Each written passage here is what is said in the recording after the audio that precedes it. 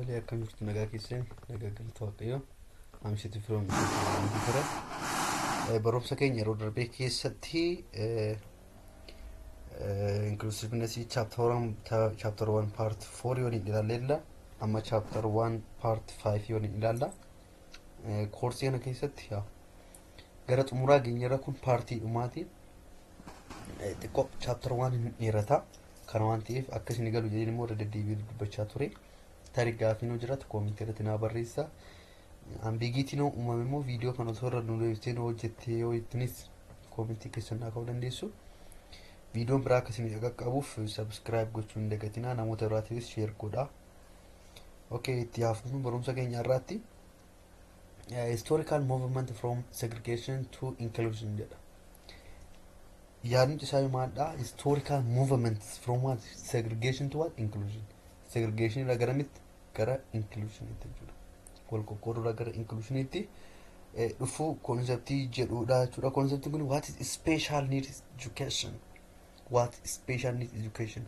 special needs education is what specially designed instruction to what to meet the unique needs and ability of students with special needs kana jechuun maal jechuudha special needs education kan jennu kun barumsi addaa barbaachisu kun specially designed what instruction to meet the unique needs and the ability of students with what special needs barattoota barbaachisan yookaan immoo wantoota bu'uuraa barbaachisaa ta'an barattoota barbaachisan kaguutu that's what specially designed what instruction to meet the unique need and what ability of students with special need kan jedhu isa kanadha jechuudha anna biraawun maadha special need education is what a relatively what new discipline haaraa special need education kan jedhu inni biraa maadha discipline haaraa it's what a new discipline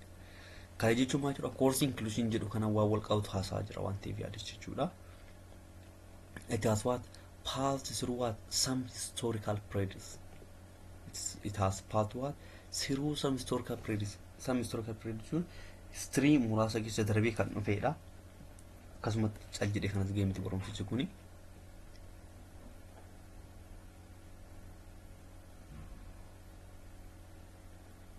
okay era of exclusion or extermination before 1800 jaarraan kun yookiin immoo iraan kuni innaa itti exclude godhaniidha yookaan hawaasa irraa itti adda baasan this is what we call era of exclusion is what the opposite of inclusion faallaa koorsii kanaati jechuudha extermination before 1800 bara jaarraa 18ffaa keessa jechuudha disability is what punishment of the god disability maadha adabbii waaqaati jedhanii fudhatan namni disability ta'e waan kan qabne lukan qabne tokko gaafa dhalate maadha kuni adabbii waaqaati jedhanii waan fudhataniif maal godhan namoota sana ofirraa adda baasu that's what exclude san godhan individual is what he is or what he is now and forever individual is what he is or what now and forever namni dhuunfaa tokko individual is what he is eenyudha inni isa jedhuu fi maalidha now ammaa fi forever yeroo kamishuu kan jiraatu Plato and Aristotle yaada kaasamaadha call for infanticide Cicero of Rome calls for the purity of the race a society free of what defectives kana jechuun maal jechuudha jarri kun yaada wayii kaasan eenyuun Plato fi Aristotle call forward infanticide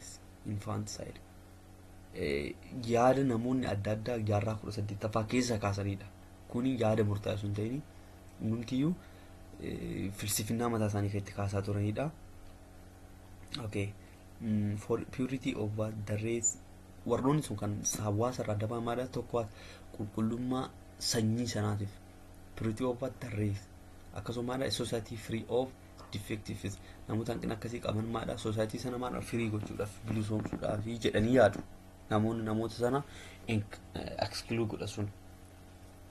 Inni biraa immoo PWD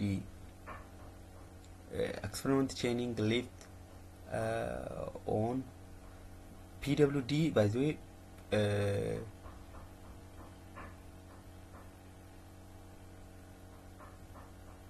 person with disabilities experience chaining left on hills to die, thrown off cliffs.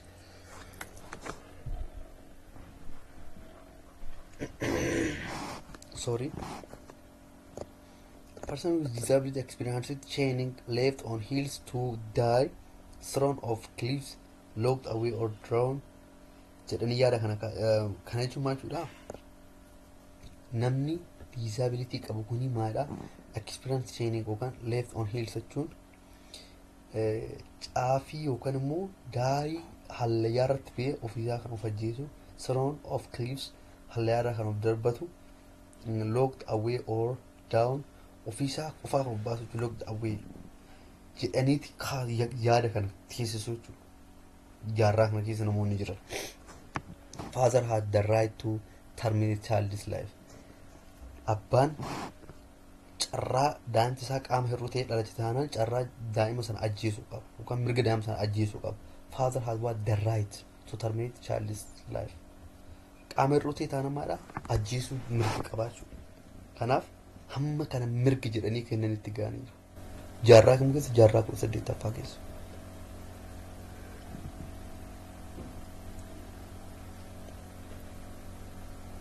Early beginning of SNE. This means what? The following individuals were pioneers in the fields of what? SNE. Okay. Pedro Pons.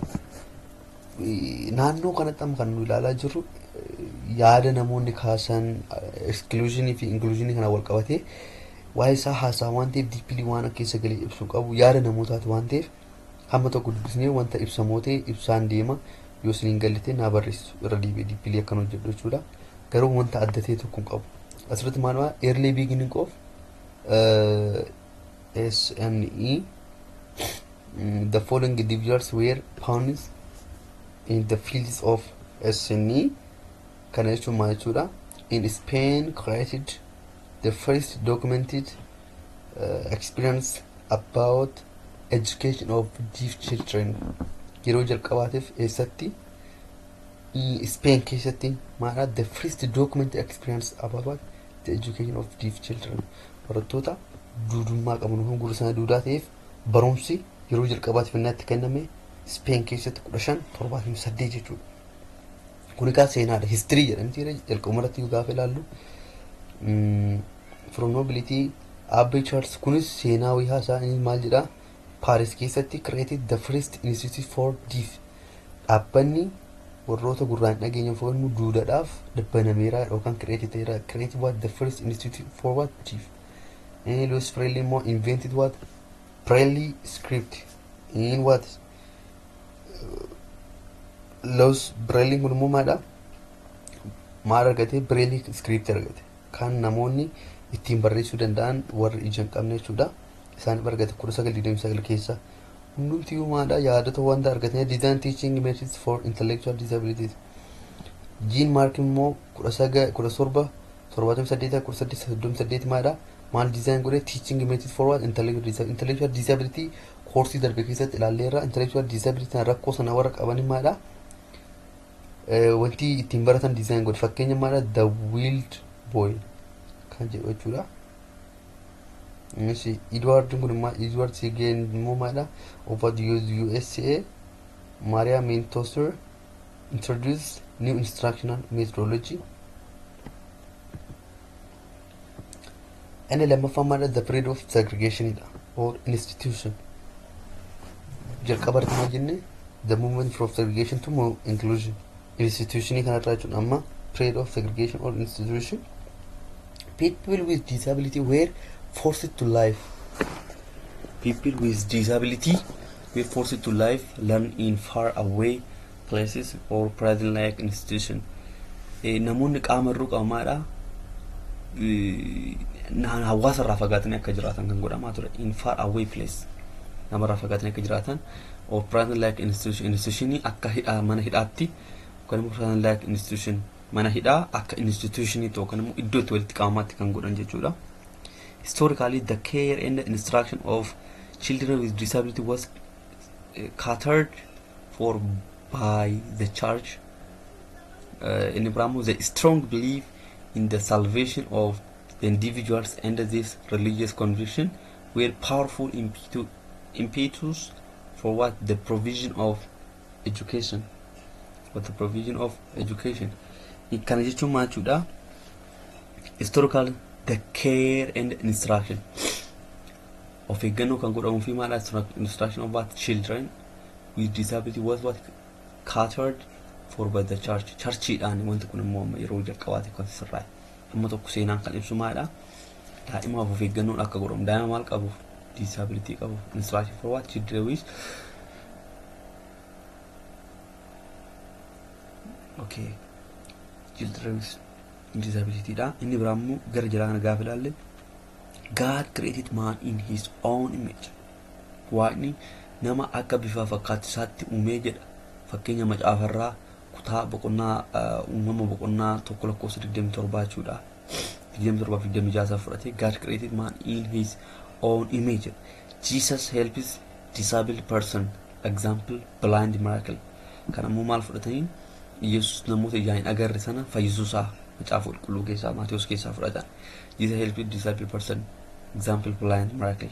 Namoota ijaan qabneef namoota isaan cabe bakka dinqeenni godhisan maaltu fudhatanii kanaaf isa walitti waaqayyo nama akka bifataatti uume Yesus immoo namoota kana namoota qaama hir'uu kana fayyiseera. Kanaaf charchiin maadha ideology kana qabattee kaate jechuudha. There has been serious abuse on what person with disability such as ignorance in the name of science. Kanaaf there has been what serious abuse on what bakka namoota qaama hir'uu irratti dhiibbaa gurguddaa such as what ignorance in the name of science. Dhiibbaa gurguddaa irraan gama ture sterilization of those deemed not a good American. Sterilization illee irratti gaggeessaa turan and include what anyone non-white namoota adiin ta'an irratti rakkoo akkasii gaggeessaa turan eessatti Ameerikaa keessatti include anyone non-white Eastern European physically or what mental disability felons. The 6 million Jews ummanni Yehuda kumni jaaju the 6 million Jews were left in Germany as what as a result of what eugenics supported by what the ultranationality. Haala sabni Yehudaatti baheedha kuni kan ibsaa jiru the 6 million were left in what Germany Hitler kan balleessaa ture jira as a result of what eugenics supported by what ultranationalism. Germany Hitler namoota san lubbuu isaanii kan balleessaa ture waa'ee eenyutii fi sanyummaatiif taatu what eugenicism supported by what ultranationalism sabboonummaa akka jedhu afaan Oromoo jechuudha. The same thing happens to those with what disabilities. Kanaaf yaada kana wal fakkaatu namoota qaama hir'uu irratti kan godhamu wantoota wal fakkaataadha. The same thing happens to what those with disabilities. Some states in the US sterilization laws were in practice until the 1970s and the 1980s. Haga 1970 haga 1980 maalin some states in the USA sterilization kana kan gochaa turte jechuudha. Kanaaf wanta baay'ee ulfaataa ture namoota qaama hir'uu irratti wantoonni godhamaa ture wantoota baay'ee ulfaataa ture. Inni itti aanu Iraan jalqabaa maal jennee kaane era of exclusion jennee kaane or extermination. Era lamaffaarratti the period of segregation jennee kaane. Inni itti aanu immoo maalidha the period of integration and normalization. Amma garamitti dhumee kan institution or segregation isa irraa garamitti dhumee amma period of integration itti dhufe. Okay, asirratti immoo maalidha in this period special classes flourished. Wanti kilaasni muraasni maal ta'e amma qulqullaa'aa jiru amma stepping amma tokko tokkoon dhedheessaa deemu jechuudha. Student with special needs especially those kan jalqabarratti ajjiisaa gaafatan kan ammaa irratti immoo namarraa fagaatanii akka jiran godhanii lammaffaarratti ammoo sadaffaarratti immoo maal jedhanii period of integration or end normalization irratti students with special needs, special those with intellectual disabilities, visual impairment, hearing impairment, ABD were assigned in regular schools but in separate classroom. Barattoota intellectual disability qaban rakkoo akkasii qaban maal godhanii kilaasii addaa keessatti akka baratan godhu. Maadha integration kan immoo akkasumaan gaafa fidan maadha namoota hanqina akkasii qaban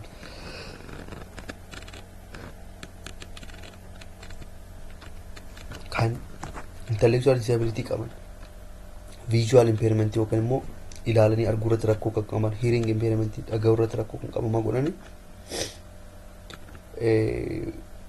regular schools but in what separate classroom barumsa wal fakkaata mana barumsaa tokko keessatti ta'e garuu kilaasii adda addaatti. Integration takes many forms. Integration kun maadhaa foormi adda addaa fudhate. Physical integration fudhateera, social integration fudhateera, functional integration fudhateera. Perspectivii kanaan deemu. Physical integration irrattis, social integration irrattis, physical maal irratti hojjechuu qaba. Social akkasumas functional irrattis hojjeteera. During integration, it is what the student who should change to fit the normal school or classroom. During integration, your integration it is what the student who should what change to fit the normal school or classroom. Kanaaf asirratti integration jiru kuni hamma tokko isa duraatti namaadha fooyyee qabaachuu.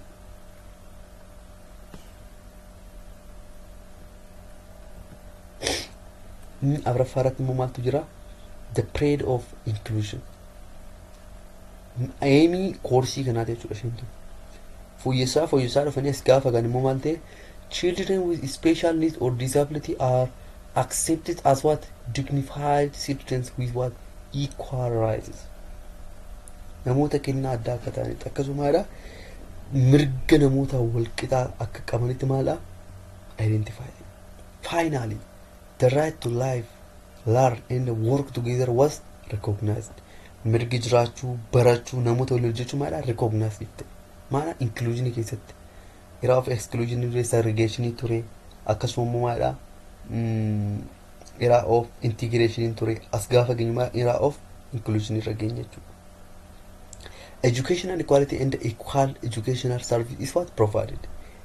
Tokko walqixxummaan barumsa akkasuma equal educational service tajaajilli barumsa walqixa kennamaaf namoota fayyaa qaban jechuudha. As tokko tuqashirratti immoo maadha models of disability. Model of disability maalidha?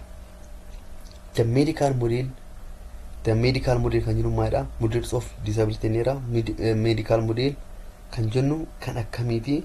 The social model and medical model jennee ilaalle dolomtu kun ilaalla. Medical model fi social model kana keessatti medical model maadha disability is considered as pathology. Warri medical model maal jedhamu disability maadha pathology dha jedhu. Is considered as pathology akka dhibeetti ilaalu. Psychological, biological and what intellectual. Pathology kana keessatti hammatama. Physiological, physically, biologically and what intellectual isaan kanneen kan ofiisti qabataa jedhu medical modeling. Disability is defined as what functional limitation due to physical, intellectual, psychic impairment, healthy or psychic disorders on a person. WHO to baasii 1990 disability kan jennuun kun namoota hanqina dandeettii waa hojjechuu qaban sababa maaliitiif intellectual disability dhaaf psychic impairment psychological isaanii waan miidhame jechuudha. Healthy or physical disorder sababa kanaaf namoonni hin hojjenne maal fudhatamu disability jedhamanii fudhatamanii. The medical definition has what given rise to the idea that people are individual objects to be what treated, changed or improved and made more normal. Kechuma jechuudha. Medical definition kan kenname maadha. Medical definition has what given rise to what the idea that people are what individual objects to be treated. Kan treat kan godhamunan walqixa akka ta'e change or what improved and made what more normal. Kanaaf this what the idea of what the medical model. Inni biratti ani yaadamaa jirat maadha medical definition views person with disability as what needing to fit in, or rather fit in, rather than thinking about how society itself should change. Ofisati wanta sana akkamitti fit gochuu akka danda'udha malee social problem isarratti akka dhufu hin barbaachisu. Is what medical definition views what person with disability what as needing to fit in, fit akka godhu, rather than one thinking about how society itself should change. Okay, inni biraammoo maadha, the medical model does not adequately what explain the interaction between societal condition or expectation and the unique circumstances of an individual. Medical model kun maadha, hanqinni medical model maadha, medical model does not what adequately explain the interaction between societal condition or expectation and the unique circumstances of an individual. Nama dhuunfaa tokko irratti nama hanqina yookaan disability jennu kan irratti wantoota dhufuu danda'an immoo hin teessisne. Kun hanqina maati? Medical modelii jechuudha. Social model immoo ilaallaka. Social modeling disability largely depends on what the context and is consequence of what discrimination, prejudice and exclusion. Social model maal jedhanii disability is largely depend on what the context irratti and what is consequence of what discrimination.